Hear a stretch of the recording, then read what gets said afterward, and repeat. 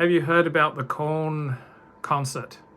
So it's a series of solo piano improvisations by Keith Jarrett at the Opera House in Cologne, January 24, 1975. It is the best-selling solo album in jazz history, the best-selling piano album as well, with sales of more than 3.5 million.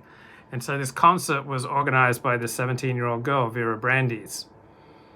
And at Keith Jarrett's request, they brought this Bösendorfer 290 Imperial Concert Grand Piano. That's what they selected, but there was some confusion by the staff, and they found a different piano, a much smaller one, and placed it on stage. And so Keith Jarrett shows up after a long drive. It's late in the afternoon. He's tired after an exhausting drive from Zurich, Switzerland, where he'd performed a few days earlier. He's not slept well in a few nights. He was in pain from back problems. He had to wear a back brace. And he tries out this substandard piano. And he learns he doesn't like it. And he learns that a replacement instrument is not available. So he refuses to play. And this 17-year-old girl, Vera Brandes, is standing. He goes out into his car, and the 17-year-old girl goes out into the rain. All right. In Cologne, Germany, cold rain in Cologne, Germany, and pleads with him that they'll get a tuner and they'll work on the piano. And so finally, he feels bad. The 17-year-old girl is pleading with him, and so he agrees to play. But the piano is tinny and thin in the upper registers. It's weak in the bass register. The pedals don't work properly. So as a result, he had to completely change the way he played. He stayed away from a lot of the upper register and lower registers.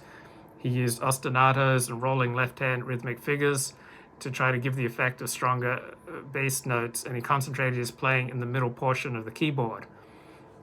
So he played the way he did precisely because it was not a good piano. Because he did not love the sound of it, he had to find another way to get the most out of it.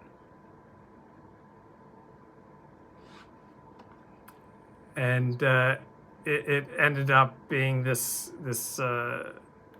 massive smash, and he never would have been able to come up with this level of performance if he wasn't dealing with a piano that he hated. He wasn't dealing with a substandard piano. So just because we don't like something does not mean it's not good for us.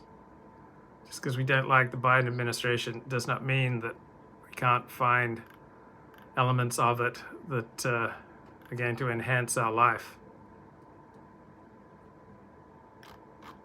And as for Keith Jarrett, he cannot play the piano anymore, or it's unlikely he'll ever again perform in public because of health issues. So the last time he performed in public was Carnegie Hall in 2017, several weeks into the Bush administration.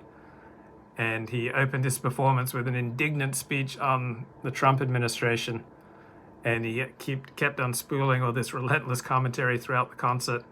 And he ended by thanking the audience for bringing him to tears. That's the last time he's performed publicly, and unlikely he will ever perform again. He had a stroke in February 2018, and then further strokes. He's partially paralyzed, but his best-selling concert was in Cologne, Germany, on a piano that he hated. He had to be cajoled and pled with to perform on this piano he absolutely hated, but because he couldn't really use the upper registers or the lower registers of the piano and the pedals sucked, he had to improvise an entirely new performance, which turned out to be a triumph.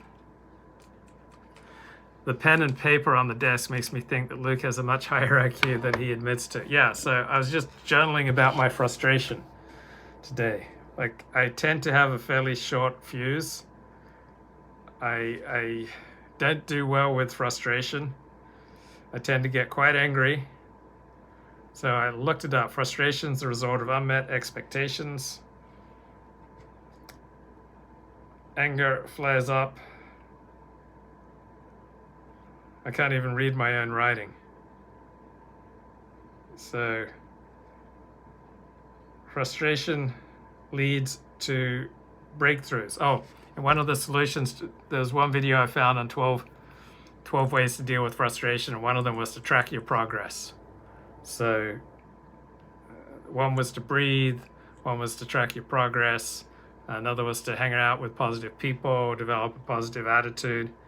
But frustration can absolutely be a spur to take you to high levels of creativity, to achievements that you could not otherwise achieve, because it gets you out of your habitual patterns. So just because you don't like it doesn't mean it's not good for you. And just because we don't like the Biden-Harris administration does not mean it can't be good for us.